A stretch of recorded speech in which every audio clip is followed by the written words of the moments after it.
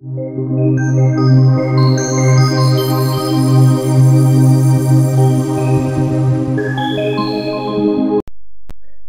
this is Black Rider from Nation of Warriors. I'll be commentating Iroquois versus Dutch.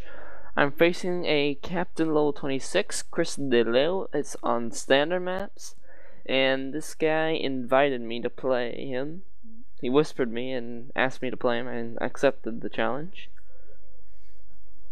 The map is Saguenay. This map has a little lake, a little kind of pond more than a lake. It has fishes and whales. You can fish on this map if you wish. Okay, here we go. We put 2 settlers gather the crates and 3 to hunt. Right? You put 3 to hunt. Now with your travel, you have 2 options. You can just explore. You can start exploring the surroundings, or you can just build it directly. I'd rather just build it directly, honestly, because in some games I had, they actually destroyed the Travius. And they can lame it by destroying it, so I'd rather just build it directly. Besides, it has so little line of sight that you almost don't explore anything. Okay, with your explorer you need to build a TP ASAP. Because you want to get the first shipment of 3 villagers as fast as you can, and age up as fast as you can, and rush. That's what Iroquois usually does. You can either rush, or you can do FF, or do a semi. I like doing semis. Semi-rush, honestly. I like rushing him very good, and then age up to finish him off, honestly. With the siege rams and all that. Well, the manlets, that's siege ram, sorry. Okay, with your explorer, keep scouting for treasures, like always. With Iroquois, you need to age up with 15 settlers. And by the way, on this map, you get to start with a farm on this map, or in a saloon. Sometimes you can also start on this map. And sorry. With my farm, it's a farm, but also on this map you can find sheeps, and you can put your sheeps onto the farm, and it'll herd them. No, it'll give them more food, basically. Okay, we see here a confrontation between my explorer and his. He's gonna kill my bear. You know that all the natives civs, their power is converting, and all the European civs is shooting, has a 1-shot crack on an animal. Mine's converting. Here I decided to melee him and wipe him out. I go around with my sheep because I know he has that envoy searching around there, and I'd rather get him for the rim of the map, my sheep, to get him safely to my farm. You see here he's doing a TC fire, but I look at the TC to make sure how much attack it has. I see it has only 9 attack, so I wasn't worried about that. So I just kept on hitting him, because with 9 attack, I mean, you just go, kill him. And here we can see he does a little mistake. He goes around the TC. He can actually kill me. I did that mistake accidentally. He puts more villagers into the TC. I didn't realize it. And he's about to kill me. He should have just kept his explorer on the other side. And here you see what I did. I stopped chasing him and just shoot him, and then just run away, because that TC fire is damaging my explorer pretty bad. Oh yeah, by the way, you always need to be herding. I forgot to say this, sorry. You just need to keep herding those animals into your TC as fast as you can. My hunt situation is okay, I guess. On this map, the hunts are okay. With Iroquois, you need to do the age up fast. This is the most powerful thing that Iroquois has, the age up fast with the Travius. With the Travius, you make your war hut, and from there you can send shipments on it. And you train units to rush them, and you get an early advantage with the fast age up. Just like with Sioux, you can do it with Sioux also, and you can do it also with Aztecs. All natives can do it, but for Iroquois, it's just strong. It's not like Sioux that you get a disadvantage when you do that, because you'll have less villagers than you have to gather especially that you have to gather the wood to be able to make your racks. Here you just get the free racks. Alright, you see that I changed 6 villagers into wood because I need to make a longhouse. Yeah, the Iroquois get a longhouse that equals to 15 population.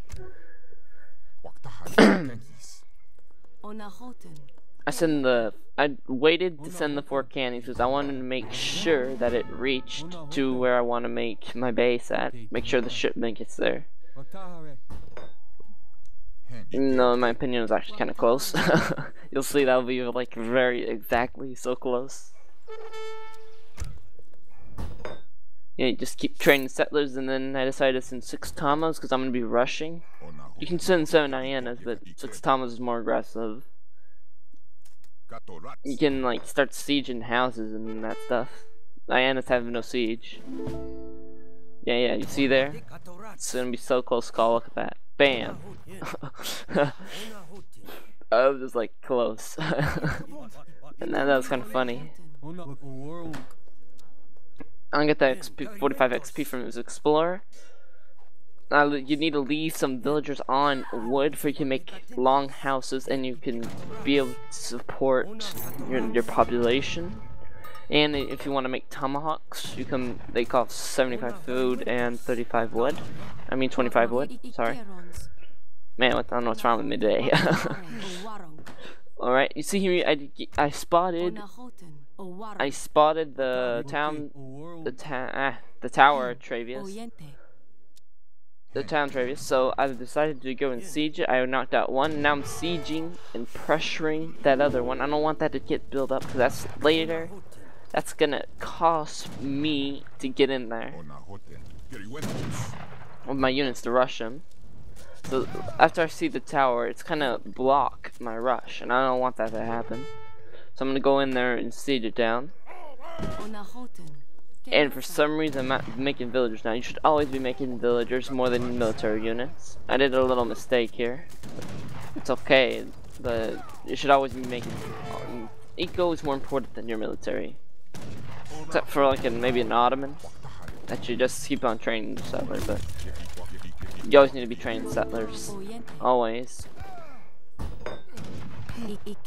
And now I need to fall back from those colonial militias because they're wiping out my army.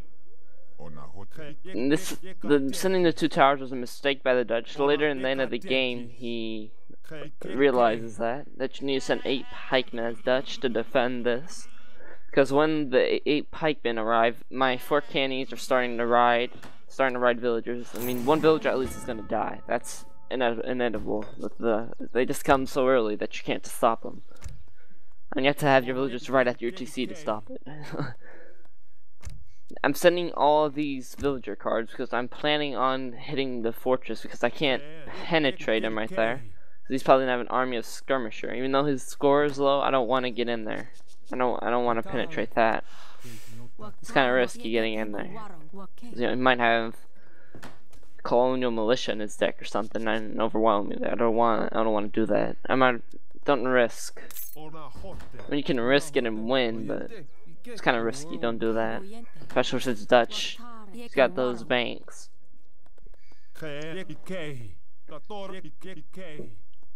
I'm sending 600 wood because I'm gonna make a market out of it, and I'm planning on making the TPs and upgrading the trade route and get a sort of an eco out of that. First, I need to save my explorer, even though for some reason he doesn't come up, which is kind of annoying. I really wanted him, but he doesn't come back alive. So I got kind of like wood sitting there doing nothing. Oh, and you also need to make a stable out of it, because you know he's gonna go skirmisher, so you need to make some cannies in your army.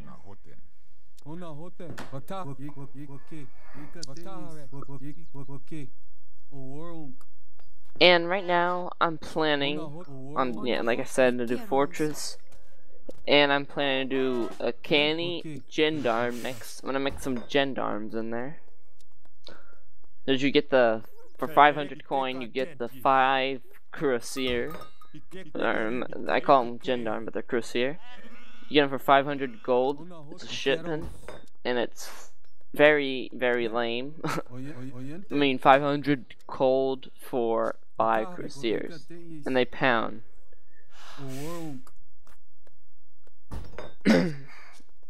And I make the force prowlers. They can go invisible if you want to.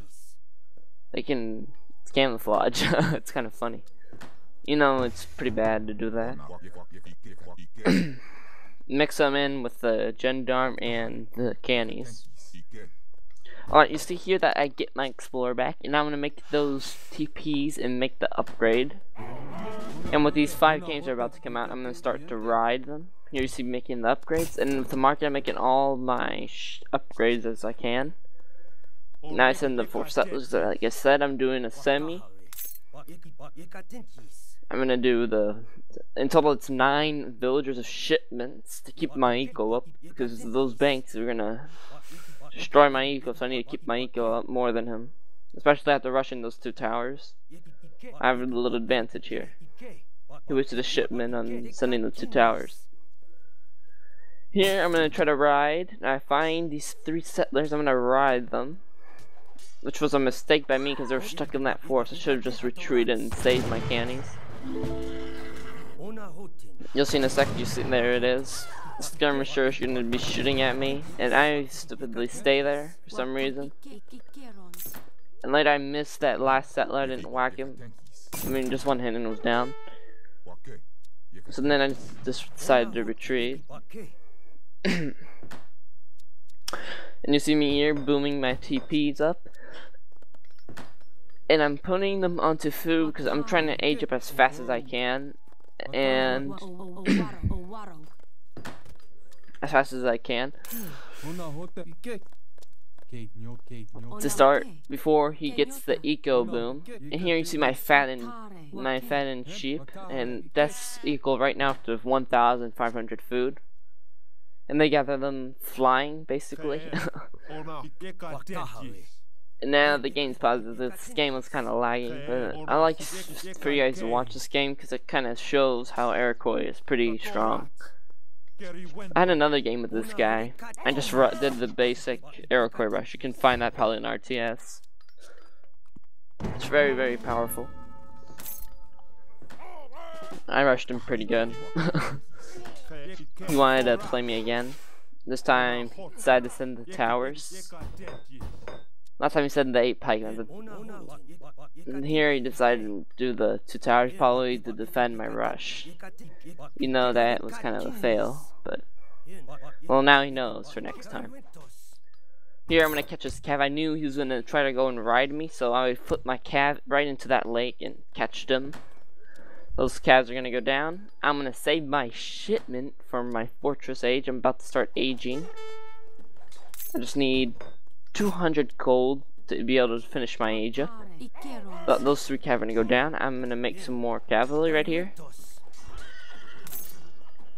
I'm gonna, like I said, I'm gonna mass cavalry and the forest prowlers, which are pretty good skirmishers in my opinion. Oh, I did not, and I forgot to explain about the Iroquois Explorer, what he does. The Iroquois Explorer boosted your guys' defense, okay? More HP, babe. He just gives you more HP. He's actually he's like, in there he's got this crack shot, which does area damage to enemy units. That crack shot is very, very powerful. Here I decided to make another rack, so I'm gonna start spamming units out. When I reach age 3, I'm gonna start spamming units out. And I need to keep my population up, so I need to be gathering wood to keep my population up. I need to keep that population up. And by the way, the canny horses, they cost 100 food, and they cost 75 wood. So I need to keep that wood up, and I need that food up also. With Iroquois, you need a lot of wood and a lot of food. Gold only when you reach age 3 to get your musket riders and to get your prowlers. And later I'm also gonna mix some manlets. They're like cannons, but they're only worth for sieging only. You can only siege them, but they have less each power. They're pretty good.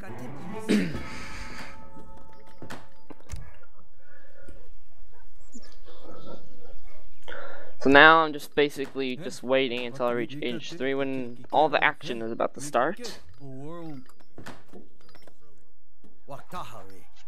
See, I have a very powerful score over him. I have 171, he has 144. Bad thing with Dutch here, he's gonna, if he reaches age 3, that's gonna be a big problem. He's gonna have those deadly rooters. That's gonna wipe out my Cav, and he'll have veteran skirmisher, which are pretty deadly also. And now you can also mix cannons and whatever he wants to. Here's my age, but I decided to make it stable. A siege ram, a workshop, and another war hut. To keep my spam up and do double. I was gonna try to do double cav spam, but then I only did one. But here I send my 5 curs, and my 8 prowlers spam, and I start to train my prowlers. And I also have a fire pit, some villagers on the fire pit to boost my production speed, to start spamming very, very fast. I see that he hit age 3, so I'm like, I need to get a stronger army before he does, and to start my attack before he gets the better army. I want my army to be stronger than his and more ready. Here my spam starts. I decide to make some manlets. Well, right now I could one manlet.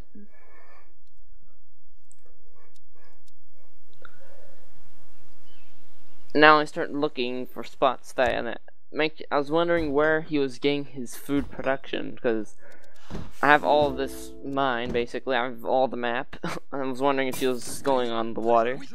He was fishing, but I saw that his deck doesn't have any fishing, so I knew he wasn't fishing, that he was probably on mills. I imagine he was on mills. And here I forgot to make Cetero keys. That was kind of a newbie mistake, but oh well. I make it pretty good.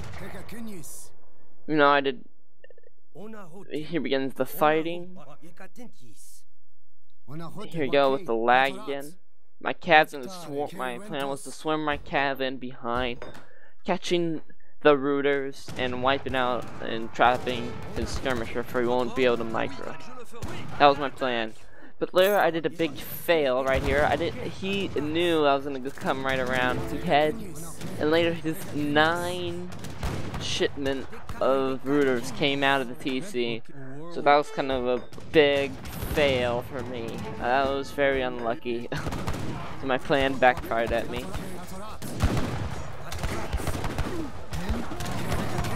But the fight looked pretty much on my favor, even though I lost my cavalry pretty bad, but all the skirmishers are dead. That was my plan, and that's pretty good.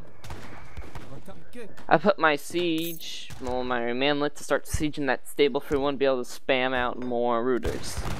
Those rooters are very strong against cav and have a pretty good speed. They're good to micro with. Here we can see he fails kind of in the micro with his rooters. Let me have my skirm from the range of the rooters, and those rooters are going to be shutting down. I get the micro here. You can see me microing his rooters. And here, for some reason I'm blind and I didn't see those forest prowlers just sitting there doing nothing. And I decided to send my 9 tomahawks, because just in case he send hussars. And we can see here he sent hussars. That's why I sent my 9 tomahawks, just in case if he sent hussars. See here the battle. I'm pretty much won this battle, honestly. He is down. I put more guys onto the fire pit and send the 6 cannies, just basically he's making skirms, so I need a lot of cannies. And I decided to put on the fire pit to increase my attack, to be able to kill his army way much faster. Put my manlet on the other stable, just like I did before, to stop his rooter production. And here he received the 8. I'm not sure if it's 8 or 7. The 8 or 7 skirm shipment, and I'm gonna be taking them down. Here we see he groups up to the skirmishers. I'd prefer actually just keep on shooting more than just grouping them up. Or just put them in the several keys, the ones that came out in the other group, and micro that way. And now I got him trapped on the wall. He cannot micro anymore. And here we can see that his army is pretty much dead. And he knows his mistake, that he needs to send a pike. He realized this. He realized it was better. And there his army's dead. And soon it'll be GG. Good game to Mr. Chris DeLeo. After this, I'm gonna explain my deck like I did on my other video. People did good comments on it, and I'll do it on all my videos. I'll comment my decks. And any question you have, you can always, or you want to play against me, you can always whisper me on ESO, and you can ask me any question and I'll answer it. But sometimes I can be AFK, just to let you know. If I don't respond to you, I might be AFK.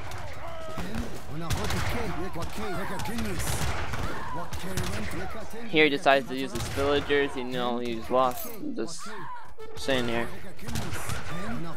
You can see that the force power can go stealthily with options, and these prowlers have a pretty good attack, honestly. But the problem was, I forgot to put my war chief to help my army. That was a big mistake. Well, GG to Chris DeLeo. Okay, here we are at my deck right now. It's the one I used in that game was 1 versus 1 water. Because it was a water deck, of course. Later we got the 1 versus 1 land deck. That's the one that you use basically on land. I use 300 wood because there's a, when you like get a XP treasure or something, you can build another TP with it, and you can make a market out of it. It's pretty good when you save more XP. Alright, let's explain my deck that I used.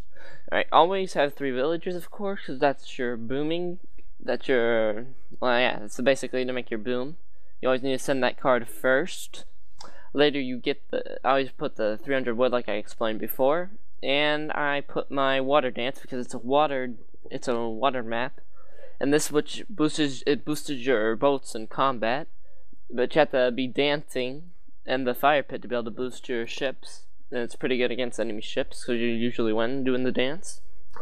Later in the second age, I got my 5 force settlers. Very, very good. And that's 9 settlers in total of booming. After the rush, I always send these 2 because it booms me up. Later we got the 600 wood card, which you can make like what I did in the game. I did TP boom right there, and made my market. Or from there, you need to make your stable. That's very important. You need to make your stable out of that. Because you need to mix infantry with the stable, because your enemy will be probably making light infantry, since you don't have any good anti-infantry, really. Well, anti-light infantry, sorry for that. Alright, and now we go with 600 coin, which are used to head to the Fortress Age. You can use, or you can just keep it, but it's for the Fortress Age, honestly. But sometimes you don't even need to use it. Like I did another game, I didn't need to use it. Now we get the 6-7 hyenas, which are made for the rush. They are light infantry archers, good against infantry. Later we get the 6 tomahawks, good against cavalry. They're like muskets, and when they're in melee, they wipe out cav. I mean, a cav cannot touch tomahawks; they just die. Later we get our 4 Kanya horsemen. That's my main and best shipment, the first one you send in second age when you're rushing. Because you get start riding him very, very, very quick. And like you saw in my game, I ride him really, really quick. Later we get the conservative tactics, which gives your tomahawks, hyenas, and mallets have more attack and hit points. Increases all action damage by 10%. Then we get the 3 Buccaneers for 500 coin. That's a very overpowered shipment. Just like in the Sioux, I also have that in my deck. Only the natives can get this. It's very, very powerful. It's 3 pirate ships, which are better than galleys, and can destroy any enemy ship that they have on the map, or when they're fishing and using to blow out your dock. The resource crates gives you 4 chests of coin, 4 crates of food, and 4 crates of wood, and it's 400 of each. Total of 1,200 resources. Very, very good card. Then we get 8 forest prowlers, which are skirmishers. We get 8 and 9 tomahawks. Later we get the infantry combat, which boosts them by 15% in attack and defense. Later we get the musket riders, which are dragoons. We get the 6 canny horsemen. And later we get the siege combat. All Iroquois siege weapons increase damage and hit points. That's a good card to boost your siege units, because Iroquois doesn't have a lot of siege power. But later they get, like, look at here, these 4 cannons. It'll boost them. It'll boost the manlets up. It's very good. Or we get Iroquois woodworking. This is a very good card. All your market wood cutting upgrades are for free. So when you send this card, all you have to do is go to your market and just click it, and then it's for free. You can start researching it. Later, another very good card for Iroquois, the 5 cuirassiers, which cost 500 coin for 5 cuirassiers. I mean, that's kind of a rip-off. Very good card. Later we get the 1,800 resources in total, 600 of each resource. It's a booming card, of course. And later for last, I put my 4 cannons because when you need them, basically, they're just good. I mean, look, depending if you're doing cav, you can have some cav right here, or here's more infantry upgrades. Or sometimes you put 5 manlets, 4 manlets when you have against opponent that you need a lot of siege power. You can put advanced trading posts on some maps like Yukon or something like that. Later you can also put like 3 Travois, or this card is good in 3 versus 3 when you're booming. And here are those boat cards. Or you can get the TC card, which costs 1,000 food, 10 villages, and 1 car wagon. Later the cheaper boats, better boats. All these cards are very, very good for for Iroquois, sorry. Pretty good. And later we get this, a lot of people like using this card right here, the Town Destroyer, which gives your explorer about 200 and, I think it was 50 siege, something like that. 250 siege. It's very lame, but it also costs you a lot, and it's not good. It's not. Well, that's my deck. I hope you'll see my next video.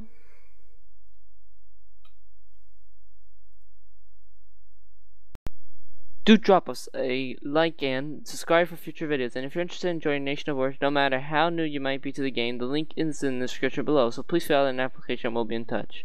See you soon.